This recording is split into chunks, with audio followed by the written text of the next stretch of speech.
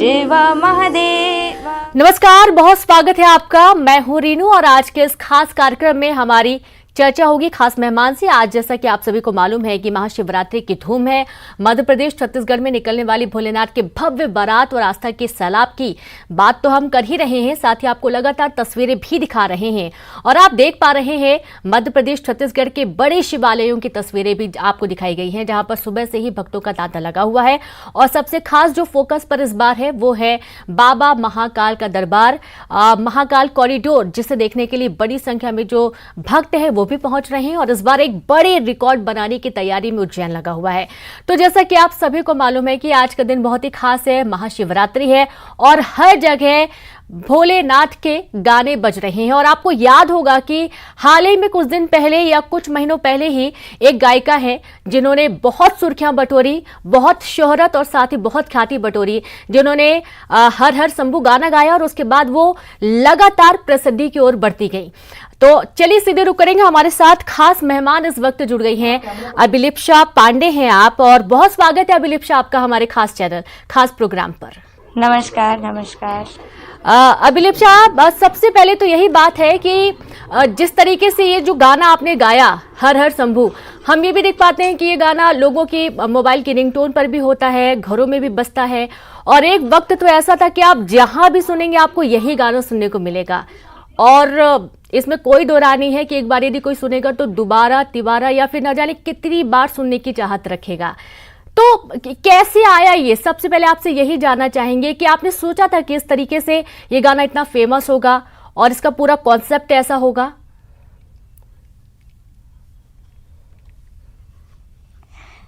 देखिए मैम, मेरा ये मानना है किसी चीज़ पे अगर आप एक्सपेक्टेशन रखें तो वो वैसा नहीं होता। तो हमने इस गाने के पीछे कोई एक्सपेक्टेशन नहीं रखी थी, वो हमने बस मन से गाया था और बाकी भगवान पे छोड़ दिया था, जो करना है वो करेंगे। तो ये हाँ, लोगों के प्रेफरेंस के हिसाब से हमने बनाया था। ये जरूर लगा था कि हाँ लोगों को पसंद आएगा जी, बट इतनी मात्रा में पसंद आएगा ये कभी नहीं सोचा था। अब बिल्कुल, और अचानक से इस तरीके से वो हिंदी गाना, जैसे कि आपकी हिंदी लैंग्वेज है भी नहीं, ऐसी भी जानकारी है, और उसके बाद हिंदी का गाना गाने के बाद इतनी प्रसिद्धि बटोरना ये बहुत ही कम हो पाता है। लेकिन जिस तरीके से ये गाना इतना फेमस हुआ, आप इतने फेमस हुए, तो आगे किस तरीके की सोच है अभी आपकी? क्या भक्ति के गीत ही आप गा रही हैं या और भी कुछ कॉन्सेप्ट आपके हैं अभी भविष्य में, और भी कुछ गानों को, जैसे फिल्मी गाने हो गए या अन्य गानों की तरफ भी रुझान होगा आपका? ऐसी बात नहीं कि हिंदी लैंग्वेज नहीं है। जी जी, हिंदी तो हमारी राष्ट्रभाषा है, तो हिंदी सभी की लैंग्वेज है। और जैसे कि आपने पूछा कि दूसरे गानों की और रुझान होगा या नहीं, मेरा मानना है कोई भी आर्टिस्ट वो पानी की तरह होता है, वर्सेटाइल होना चाहिए। तो पानी को आप जिस भी कंटेनर में रखे वो कंटेनर का शेप ले लेता है।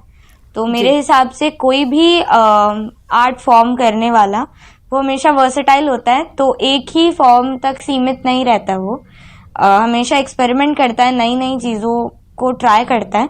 तो मेरा ये मानना है जब तक ऑडियंस मेरे से कोई एक्सपेक्टेशन रखती है, मेरा ये रिस्पॉन्सिबिलिटी रहेगा कि मैं उनको सही कंटेंट दूं। बिल्कुल। अब जैसे कि जानकारी लगी कि आपकी मातृभाषा ओडिया है, तो इस वजह से हिंदी के गाने, और वो भी इतनी क्लैरिटी के साथ गाना, इतने बेहतरीन तरीके से सुरों के साथ गाना, ये बहुत आश्चर्य कर देता है जब लोगों को पता चलता है कि आपकी जो मातृभाषा है वो ओडिया है। इस वजह से सवाल निकल कर आया। अच्छा, एक बात और है, ये संगीत आपको विरासत में मिला या आपने सीखा है या फिर सब भोलेनाथ की कृपा है?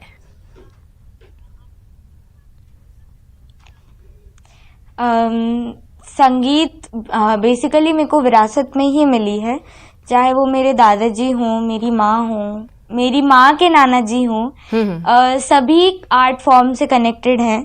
तो मेरे दादाजी काफी फेमस कथाकार रह चुके हैं उड़ीसा के, गवर्नर्स ट्रॉफी अवॉर्डी हैं वो जी। और मेरी माँ भी classical vocalist as well as Odissi classical dancer हैं, और उसी तरह मेरे में भी थोड़ा बहुत आ गया है, तो कोशिश कर लेती हूँ गाने की। और मैंने 3 साल की उम्र से विधिवत शिक्षा लेना शुरू कर दिया था तब मैं ओडिसी क्लासिकल वोकल सीखती थी जी। बट कुछ टाइम बाद वो कुछ रीजंस के चलते कंटिन्यू नहीं हो पाया। तो फिर मैं अभी फिलहाल हिंदुस्तानी क्लासिकल वोकल की स्टूडेंट हूँ। जी, अभी हाल ही में कुछ वक्त पहले फरमानी नाज के हरहर शंभू को लेकर भी कुछ विवाद हुआ था। काफी सुर्खियों में रहा ये पूरा विवाद, गाने को लेकर भी कई सारी बातें रही हैं। तो थोड़ा ये मामला भी समझना चाहेंगे आपसे कि ये है क्या?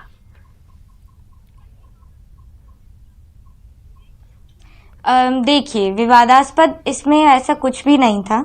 मेरा मानना है कि अगर आपके धर्म के चीजों को कोई दूसरे धर्म का इंसान अपनाता है तो वो अपने आप में बहुत बड़ी बात है जी।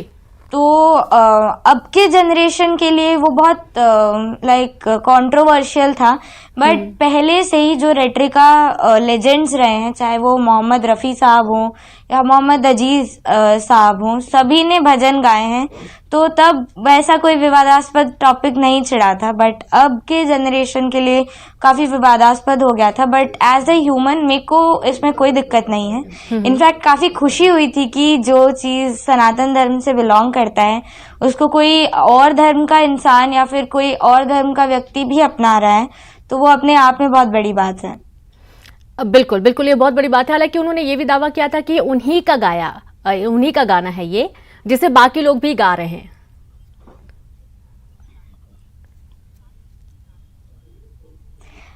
देखिए, मंत्र तो किसी ने लिखा नहीं है। मंत्र तो वेद उपनिषदों से ही लिए गए हैं और हम भी ये मानते हैं कि हमने हरहर शंभू का जो मुखड़ा पार्ट है, जो उसका हुक लाइन है, वो हमने जो अच्युत गोपी जी हैं उन्होंने जो भजमन राधे गाया था तो उनका वो ट्यून हमें काफी पसंद आया था। हमने उनसे परमिशन ली, उनसे पूछा कि क्या हम ये ट्यून यूज कर सकते हैं, तो उन्होंने बड़े काइंडली, बड़े जेनरसली उन्होंने वो परमिशन दिया हमें कि जी जरूर आप इसे यूज कर सकते हैं। तो हमें काफी अच्छा लगा। तो कंपोजिशन एक से अनेक बनाना कोई दिक्कत नहीं है इसमें। और अगर उसमें भी वो कहते हैं कि वो हमने गाया है, उसमें भी कोई दिक्कत नहीं है। शंभू का गाना शंभू तक जाएगा, चाहे कोई भी गाए, वो मैटर नहीं करता कि कौन गा रहा है, बस दिल से गाना चाहिए। बिल्कुल। और जब हरहर शंभू की बात हो रही है तो जाहिर सी बात है कि थोड़ा गुनगुनाइए भी, क्योंकि बड़ी संख्या में दर्शक हैं, बेसब्री से इंतजार कर रहे हैं कि जिन्हें हम लोगों ने सोशल मीडिया के थ्रू देखा है, सामने भी देखना चाहेंगे गाना सुनते हुए। जरूर जरूर। सबसे पहले तो आपके सारे प्यारे दर्शकों को मेरी तरफ से शिवरात्रि की बहुत बहुत शुभकामनाएं और महादेव हमेशा उन पे अपनी कृपा दृष्टि बनाए रखें।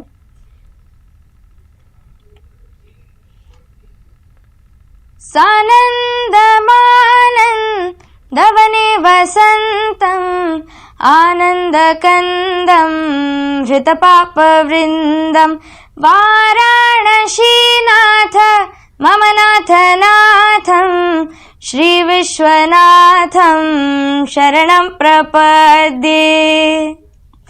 हर हर शंभु शंभु शंभु शंभु शिव महादेव। जी बिल्कुल। अभिलिप्सा, जो एक अंतरा है गाने का, वो भी सुनना चाहेंगे। कर्पूर गौरम करुणावतारम, ये अंतरा भी एक बार सुनाइए जरूर।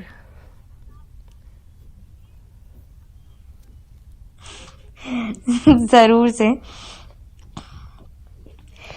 कर्पूर गौरम करुणावतारम संसार सारम भुजगेन्द्रहारम सदा वसंतम हृदयारविंदे भवं भवानी सहितं नमामि। हर हर शंभु शंभु शंभु शंभु शिव महादेव।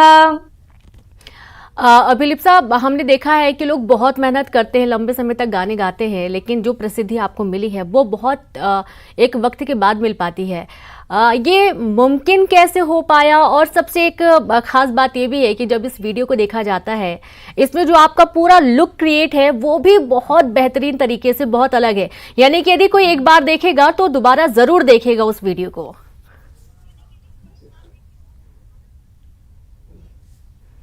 जी देखिए, प्रसिद्धि की बात अगर करें तो मेरा ये मानना है कि आप प्रसिद्धि पाने के लिए कोई काम ना करें, बस मन से काम करते रहें तो एक ना एक दिन आप उसके शिखर तक पहुंच ही जाएंगे। कभी एक्सपेक्टेशन मत रखिए कि मेरे को ये चाहिए उसीलिए मैं ये कर रही हूँ।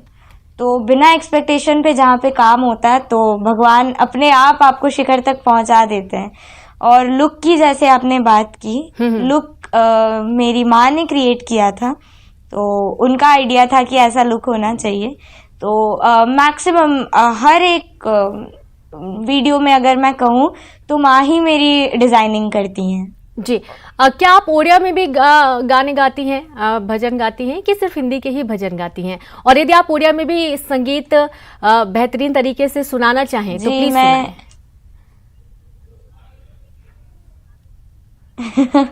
मैं टोटल 8 लैंग्वेजेस में गाना गा सकती हूँ जी, और ओडिया तो मेरी मातृभाषा है। ओडिया में मेरा काफी फेवरेट ट्रैक रहा है, मेरे गुरु ने उसको कंपोज किया था। तो उसकी मैं कुछ लाइन सुनाना चाहूंगी, वो प्रभु श्री जगन्नाथ को डेडिकेटेड है। जी। प्रभु तुम बिना किए अछि मोरा, कागे कहिबी दुख। प्रभु तुम बिना किए अछि मोरा, कागे कहिबी दुख।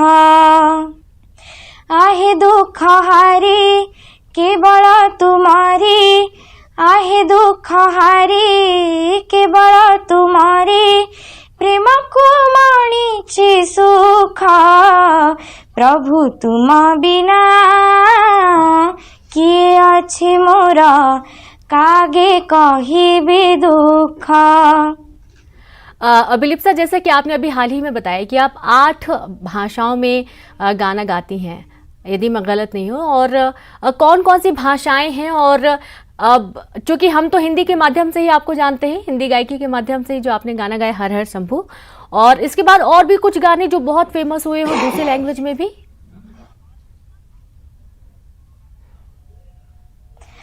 दूसरे लैंग्वेजेस में मेरी रिकॉर्डिंग्स तो नहीं है जी, बट दूसरे लैंग्वेजेस में मैं जैसे गा सकते हैं, मैं प्रॉपर प्रोनाउंसिएशन के साथ गाती हूँ जी। तो वो लैंग्वेजेस हैं जैसे हिंदी, इंग्लिश, ओडिया, बंगाली, ओहमिया, गुजराती, राजस्थानी, मराठी, तेलुगु। जी, अब और ऐसी भी जानकारी मिल पा रही है कि आप कराटे में भी ब्लैक बेल्ट हैं, गायकी के साथ साथ और भी दूसरा एक आपका अंदाज भी काफी बेहतर रहा है और बहुत अच्छा करियर इस तरफ भी आपका देखा जाता है।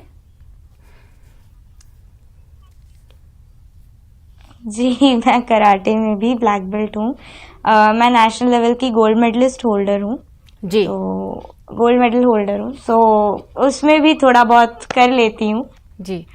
आप संगीत और कराटे, इसके अलावा और क्या क्या हॉबीज हैं आपकी, और इसके अलावा और क्या खूबियां हैं आपकी जो शायद अभी तक दर्शकों को नहीं मालूम हो?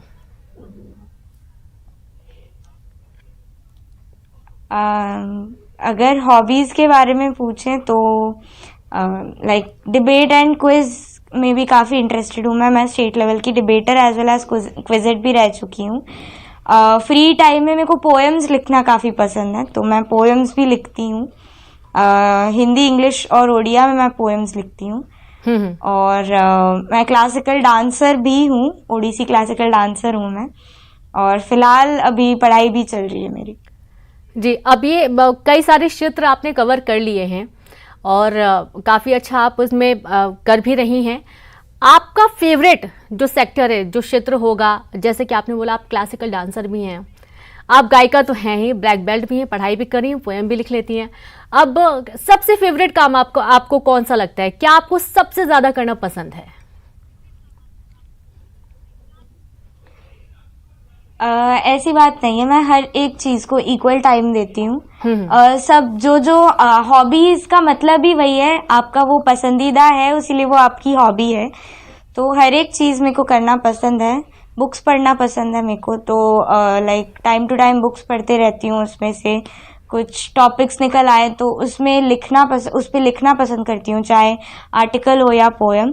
तो टाइम मिलता है तो कर लेती हूँ जी। और अक्सर ये देखा जाता है कि बचपन से ही एक मन में विचार होता है, हम किसी को देखते हैं, किसी को रोल मॉडल बना लेते हैं। जैसे कि मुझे एंकर बनना है तो हमने किसी को देखा और उनके जैसे बनने की कोशिश में बहुत मेहनत कर डाली। आपके लिए रोल मॉडल कौन रहा है? जब आप संगीत की दुनिया में आई, आपने सीखना शुरू किया बचपन से ही, तो आपके लिए सबसे बड़ा रोल मॉडल जो रहा हो, जिसको देखकर आपको लगता हो कि हमें भी इस तरीके से मुकाम हासिल करना है? मैंने हमेशा से हर एक क्षेत्र में अपनी माँ को अपना रोल मॉडल माना है, चाहे कोई भी क्षेत्र हो। इनफैक्ट कराटे में भी मैंने उन्हीं को रोल मॉडल माना है, क्योंकि कराटे में सिर्फ हाथ पांव नहीं चलाने होते, उसमें आपको मेंटली स्ट्रांग होना होता है जी। तो एक फाइटर सिर्फ हाथ पांव चला के फाइटर नहीं बनता है, वो मेंटली जब फाइट करता है, अपने आप के साथ फाइट करता है, तब वो फाइटर कहलाता है। तो इसीलिए हमेशा किसी भी क्षेत्र में हो, मैंने हमेशा अपनी माँ को अपना रोल मॉडल माना है। जी बिल्कुल। और साथ ही घर वालों का किस तरीके से सपोर्ट मिलता है? क्योंकि कई बार ऐसा भी होता है कि घर वालों की एक सोच होती है कि हमारा बच्चा क्या बनना चाहेगा या हम क्या उसे बनाना चाहते हैं, तो घर वालों का कैसा सपोर्ट रहा आपको लेकर? इस मामले में मैं अपने आप को काफ़ी लकी मानती हूँ कि मेरी फैमिली ने मुझे ग्राउंड लेवल से सपोर्ट किया है, हमेशा से सपोर्ट करते आ रहे हैं और उन्होंने कभी मेरे को किसी पर्टिकुलर चीज़ के लिए प्रेशराइज नहीं किया है, हमेशा उनका साथ रहा है। बस ये कहते हैं कुछ भी करो, सबसे पहले एक अच्छे इंसान बनो। बिल्कुल। और अभी हाल ही में दर्शकों की कुछ डिमांड और बढ़ती जा रही है कि कुछ और गुनगुनाएं आप, जो आपके प्रोजेक्ट्स हैं, जो आपको बहुत पसंदीदा गाने हों, जो आपको बहुत दिल के करीब हों, या फिर यूँ कहें कि जैसे कई बार होता है कि पहला टेक हमें कहाँ से मिला, या फिर जिन चीज़ों को हमने खुद बनाया है, दो लाइन फिर से गुनगुना दीजिए।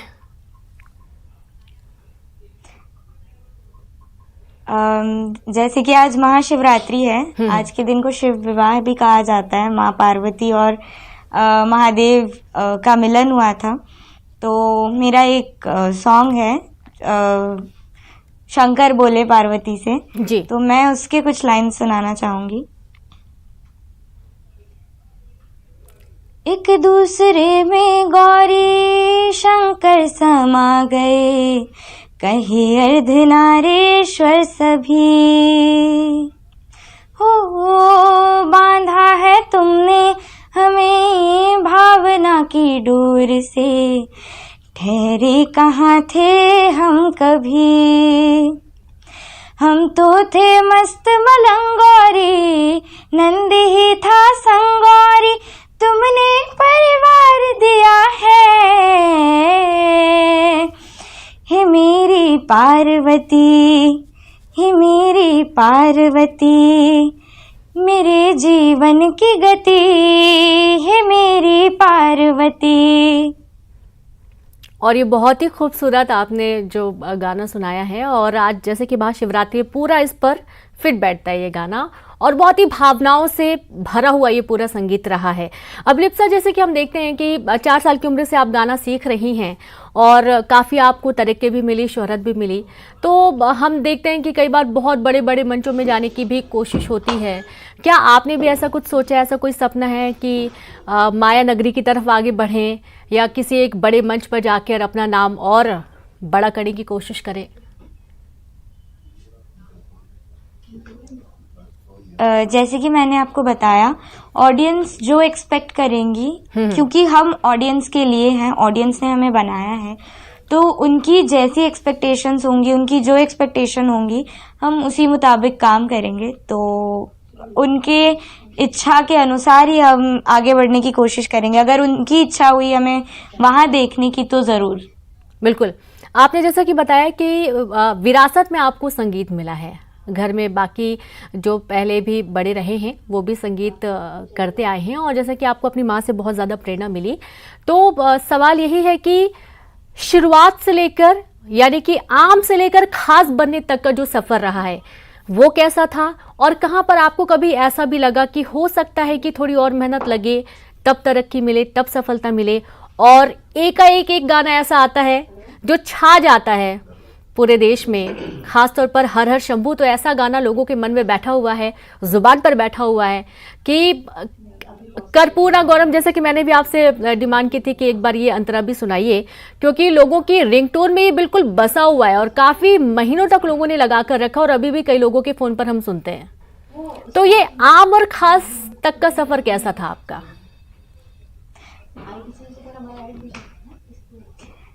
देखिए, मेहनत तो हमेशा करनी पड़ती है, चाहे आप आम हो या खास हो। तो मेहनत अगर आपने एक पॉइंट के बाद करना छोड़ दिया तो फिर वहां से आपकी डाउनफॉल शुरू हो जाती है। तो मेहनत अगर आपका कंसिस्टेंट है, आप भी कंसिस्टेंट रहेंगे। तो मेहनत करना कभी मत छोड़िए, चाहे आप आम हो या फिर खास बन गए हो, मेहनत हमेशा करना जरूरी है। बिल्कुल। और आपका नाम भी बहुत ही खास है अभिलिप्सा, और एक बार कोई पढ़ेगा या सुनेगा तो दोबारा जरूर उसको भी पढ़ना सुनना चाहेगा, जैसा कि आपका गाया हुआ गाना है हर हर शंभू। एक दूसरी भाषा में फिर से कुछ गुनगुना दीजिए। ये बार बार डिमांड आ रही है दरअसल कि हमें फिर से एक गाना सुनना है। जैसे कि महाशिवरात्रि का माहौल है, दूसरे गाने लाइक वो डिवोशनल नहीं है, बट अभी फिलहाल महाशिवरात्रि का माहौल है तो मैं माहौल नहीं बिगाड़ना चाहूंगी, उसको कंसिस्टेंट रहने दीजिए। तो कभी अगर ऐसे जेन्युइन बात होती है तो मैं जरूर सुनाऊंगी, कोई इशू नहीं है, क्योंकि आज महाशिवरात्रि का पावन अवसर है तो इसको भक्तिमय ही रहने दीजिए। जी, भक्तिमय ही गाना आपको बोला जा रहा है, भक्तिमय ही गाना आप सुना दें। यदि और भी कुछ दूसरे जो संगीत हैं जो आपके भजन गाए हुए हों, उनमें से कोई एक खास।